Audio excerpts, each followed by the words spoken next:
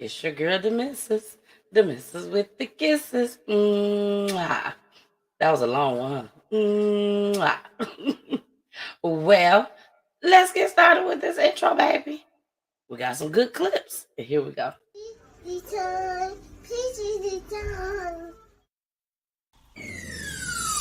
Let's talk about real life issues, love and relationships. Let's have a good time with the missus, yeah. Celebrities. Let's talk about caring events. Let's talk about things you don't see on regular TV. So join in on Peachy Tea Time. Peachy Tea Time. Tune in on Peachy Tea Time. Peachy Tea Time. Come join us on Peachy Tea Time. Peachy Tea Time. Join us on Peachy Tea Time. Peachy Tea Time. Yeah. But guess what? This is Peachy Tea Time. On Peachy Tea Time, we cover the Black community. I don't give a damn what they do. If it interests me, I'm showing y'all. I'm showing y'all flat out. Warning. Federal law allows citizens to reproduce, distribute, or exhibit portions of copyrighted motion pictures, videotapes, or video discs under certain circumstances without authorization of the copyright holder. This is called fair use and is allowed for purposes of criticism, news reporting, teaching, and parody, which doesn't infringe of copyright under 17 U.S.C. 107. All right, we're back, baby. We are back. Let me get my mic together. All right, y'all. We're finna go ahead and run through these clips. You already know this is a pre-recorded video. I just finished the show up tonight. So if you guys missed the show tonight, tomorrow it will be yesterday. So if you missed it, please make sure you go back and see it. It was about this little guy, this little fella. Izzy, rest in peace to Izzy. Izzy drowned under the hands of his instructor, swimming instructor, and they arrested her. Not right away, but they did arrest her eventually. I think it was like 5 or 6 months later, and she bonded right out the very next day. So hopefully, when they go to trial, she'll be able to be charged and everything, and she gets some time. Hopefully, we pray. But make sure y'all go check that video out. Now, tonight, okay? Tonight we are talking about, I name my own clips. So tonight we are talking about his friend killed him. Po grandma. And daughter, daddy, plus one is gone. So that's how we're gonna do tonight. So let's get started, okay? Let's get started. Here we go. Wants Atlanta police to charge the man who shot and killed their loved one Saturday night. Thanks so much for joining us today for Fox 5 News at 4. I'm Christine Spiro. Police say that shooting happened in the garage of an upscale Buckhead apartment building. Fox 5's Angelique Proctor joins us live from Zone 2 in Buckhead with the latest. And Angelique, family members say the victim knew his killer. That's absolutely right, Christine. This family is just devastated. They say the man who pulled the trigger was a friend of Darren Wooten's, and they say no matter what the circumstances, a friend should have never shot a friend. I'm numb right now. Mom Marlena Perry says she was shocked to know someone shot and killed her 25-year-old son, Darren Wooten, at his Buckhead apartment Saturday around 6 o'clock. She says she was even more disturbed when police told her who they suspected fired the fatal shot. But never did I imagine it was somebody like he really, really knew or had been in my house. In fact, Ms. Perry says the young man was a good friend of Darren's.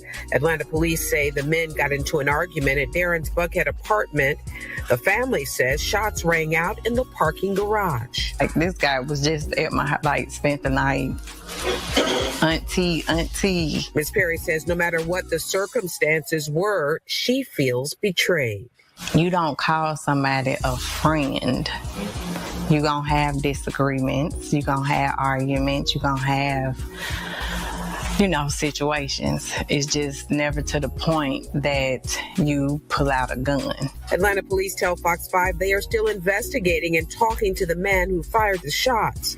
But this mother of 3 wants the so-called friend charged. Someone has to pay. I mean, it wasn't like he was shot. It wasn't like it was multiple shots fired. It was 2 shots fired, and my son got those 2 shots.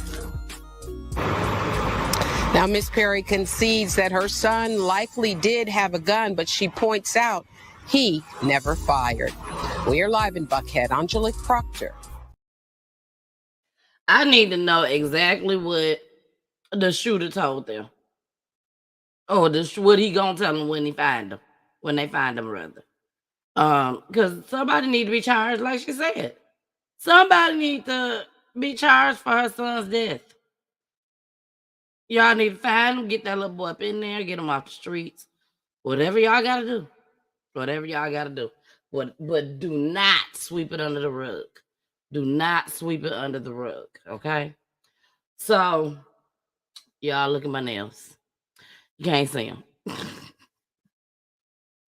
I done went and got my nails done today. I told y'all I was going to have them done by Wednesday. So I went and got my nails done today. By the time he did the 3rd one, I was like, oh my gosh, no one's going to be able to see them.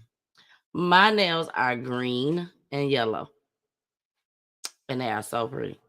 But being that I use a green screen, y'all can't see my nails. You can't see them. But they cute though, babe. They cute. I tell you that much, they cute. I know y'all see me getting a little teary-eyed. Oh, I'm not crying. I just yawned. I yawned. And I didn't change my shirt. I was like, you know what? We're going to keep rocking. My t-shirt. This is Tamarie. My friend Tiffany. Tiffany was on the show last night. Tonight. But when y'all see this, it'll be last night. But she was on the show. You got to make sure you go watch the show. I'm not even going to tell y'all no more about it. But you got to make sure you watch it. All right, let's get into this next clip. Poor Grandma. That's all I'm going to say. Y'all, that ain't all I'm going to say. Y'all, when y'all mamas and y'all grandmas get old, please make sure that they have a representative in the family for them to make decisions and stuff. Because somebody needs to be there for these elder people. So here we go, and you'll see why. Well, her husband took care of all the business. She says she didn't know what to do, didn't know what she was signing. All she knew is that she may have made a huge mistake.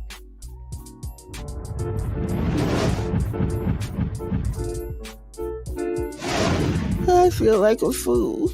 This is Juliet. Hey, Mo. And this is a guy Juliet claims fooled her into signing away her home. Did you trick her out of her house? No, not at all. His name is attorney Mohsen Eid, and this is his deed. So do you feel like this Mohsen guy took advantage of you? Yes, because he didn't tell me what I was signing. You had her quit claim a deed for $10,000 for that house. You know that house is worth a lot more than that. Of course. This is Juliet's house in Canton. She's lived here for 28 years, but last year, Juliet's husband died. Realtor Cooper Brown. Typically in these instances, we're going to find that the husband's the sole provider, and when they pass away, a lot of these elderly women are stuck in a very difficult situation and don't know how to get out, such as foreclosure. Juliet's house has equity. Cooper and her agent partner, Armin Sharigian, told her she could sell her home, make tens of thousands of dollars, and move in with her sister. Yeah, I remember my sister. She's alone. Her husband died too. On August 26th, with Juliet's daughter present, they entered into an agreement to list the house for sale. The asking price, $375,000. It was on the market for 2 months. We ended up getting the buyer's contract all signed and completed, and I had a feeling I had to get a second pre-title work done on the home. They found the quitclaim deed owned by Reunion Properties. So what happened? About a week after listing her home with Cooper and Armin, Juliet says Mo Eid just came to her door. Did he say his name was Mohsin, or what did he say? I really can't remember. I don't even think he told me his name. He just came in and acted like, hi, I'm going to help you? Yes. Friendly? Did he say I'm a lawyer? No, he didn't say he was a lawyer. What did he say he was? He said he was a real estate. You thought he was a real estate guy? Yes. This man, Mohsin, offered her $2,000 on the spot, which Juliet needed. All she had to do was sign these papers, which Mohsin didn't even bother to type up. Did you know you were signing away your house when you did that? No, I didn't know. Do you feel like this guy tricked you? Yes, I think he did. She was so tricked. When the realtors told her they had a buyer for her house for more than $300,000, Juliet celebrated, not understanding what she'd done by signing that deed. It makes me sad, and I should have known better. Armin filed a report with the Canton police against Mohsin Eid alleging fraud. The cops took the report but said it was a civil matter. So the realtors filed a civil motion. But so far, the Eid deed is holding up. So who is Mo Eid? He used to be known as Mohsin Mansour, but he had his name changed in 2015 to Mohsin Eid. It appears he was going through divorce proceedings with his wife, Dalal Mansour. Baby, these folks can't be trusted out here, y'all. Everybody's scamming. You done scammed this woman out of her house, her whole house that she done been in for 28 years. Did y'all understand? This woman had a buyer for $300,000. But this woman had already sold her house for $2,000 and didn't know what she was signing. Let's get into part 2. Who also changed her name to Eid. Then they went through divorce proceedings again in 2018. Mo lives in this house in Dearborn Heights and drives cars registered to Dalal Eid. And Reunion Properties, the company he named in the quitclaim deed, has Dalal Eid as the registered agent. Mo's law office, a UPS drop box. Reunion Properties offices, a different UPS drop box, and this building with no sign where no one would answer the door. Someone calls the cops on me whenever I go by Mo's house, so I guess I gotta catch the guy at Walmart. Don't blink, there he goes. Rob Walchuk from Fox 2, can I talk to you for a minute? Regarding? A lady named Juliet Long and her house. Excuse me?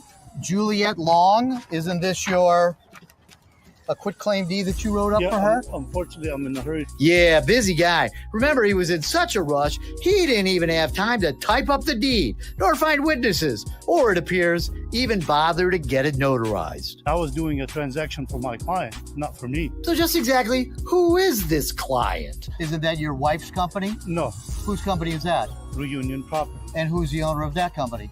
You can look it up. I'm sure you can find it. Yeah, it appears to be your wife, like I Dalal, said, right? No, I'm sorry, it's not. Well, according to this paperwork, it is. Right on the sale agreement, it's signed Dalal Eid, sole member of Reunion Properties. I don't know if that's his wife or ex-wife, but he is loading groceries into Dalal Eid's expedition. Reunion Properties was going to charge Juliet rent if she wanted to stay in the house. I sat with her in the afternoon, went and prepared the documents and came back, and she signed them freely and voluntarily, negotiated the lease that she wanted to stay. Mm-hmm. She specifically addressed those points, and that's why I had her initial them, because I thought if anyone questioned, like it is obviously now, they would see, just like the judge just recently ruled, that all her complaint and allegations that she made in that complaint are inconsistent with her initials next to the documents but that she wrote. Did she know what she was? Absolutely. And what proof do you have that she knew? Was there anybody there? I was talked there to her daughter there? Nope, just Mo and Juliet,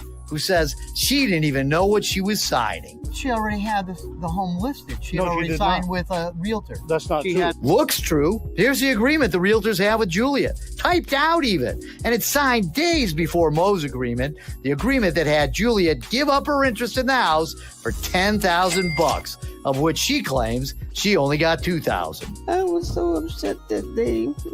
Everything was going wrong. A vulnerable 81-year-old lady alone on a bad day. How long did you give her to make this decision? She had a few hours. A few hours to give up a house she's lived in for 28 years. He ought to be ashamed. I didn't know what I was doing. I thought I was doing something so I could save my house. Hey, Mo, you're in the Hall of Shame. He going to hell with gasoline draws on. He is on his way, y'all. Like, oh my gosh. You gave her a few hours to make this decision to sell her house for $10,000, which she only received $2,000 of it. You didn't even pay all the money. You didn't even pay all the money. And then gonna turn around. This is what you call cold. This is what you call ice cold. Okay? You turn around after you done sold the house. I mean, you done bought the house from her. You turn around and tell her you can stay. No, you ain't got to pack all this stuff up. You can stay. You just gonna have to pay rent. Baby, 28 years she been in this house. 28 years. And now she finna pay you some rent. And she could have had the house sold for $300,000. God don't like ugly. I would sure love to follow him. Because, baby, he going down, and I sure want to see it. I want to see it. It's going to be just a matter of time, y'all. A matter of time. He going to be sitting off on somebody's curb or under somebody's bridge, wondering where did he go wrong. And I would have been right there to remind him. Remember how you did that 81-year-old woman? How you stole from her? Because that's basically what he did. He stole. Everything is allegedly on Peachy. Thought I say that. Okay, y'all. Here go the last clip. Here we go. This is very difficult. These are our neighbors. They're residents of New Orleans. Well, neighbors in Gentilly, they are reacting to the identities of 3 people whose bodies were found decomposed inside a home. The youngest victim, only 14 years old. WDSU reporter Shay O'Connor live outside the home on Gentilly Boulevard and Diabity Street. All new at 10, Shay, you spoke with the young girl's mother. That's absolutely correct, Gita and Sella. And I just wanted to show you all where neighbors have actually placed some flowers outside of the home in memory of all 3 victims. Now, the coroner did confirm today that the 14-year-old, her dad and uncle all died after being shot, but the teen and her dad's names were actually just released today. I need answers. I need to, what happened. Like, who could be... How could you do that to a girl? A mother is hoping for answers. This after learning her teenage daughter was one of 3 bodies found inside a home here along Gentilly Boulevard on January 3rd. The Orleans Parish coroner confirms 14-year-old Ivana Jackson, her dad, Woolman Jackson, and Uncle Alonzo Jackson were all shot and killed. It took so long to positively identify them because police say their bodies were so badly decomposed. Amber Lindsay says her late daughter was very close to her father, who had sole custody. The last time I talked to them, she was doing good, and he was telling me about how the hurricane had just hit and how he was trying to, pick up the pieces and stuff from that. Neighbors who knew the Jacksons say they were a part of their community and will be missed. That's terrible. I'd like to know who did it. When we have a young lady, 14 years old, dead by a gunshot, that's just really hard to take. New Orleans City Councilman Eugene Green, who oversees the area, says he's been working diligently with fellow council members for ways to tackle crime. Still, with every new murder, he tells me he is disheartened. At the same time that we had our crime meeting, there was a murder that took place at the corner of Martin Luther King and Reverend John Raphael. There is never a reason that is justifiable for committing this type of activity. Amber says she'll just have to cherish the memories she has of her daughter and her daughter's father in hopes that there'll be justice soon. I would give my life to have her back right now. I would give me a home.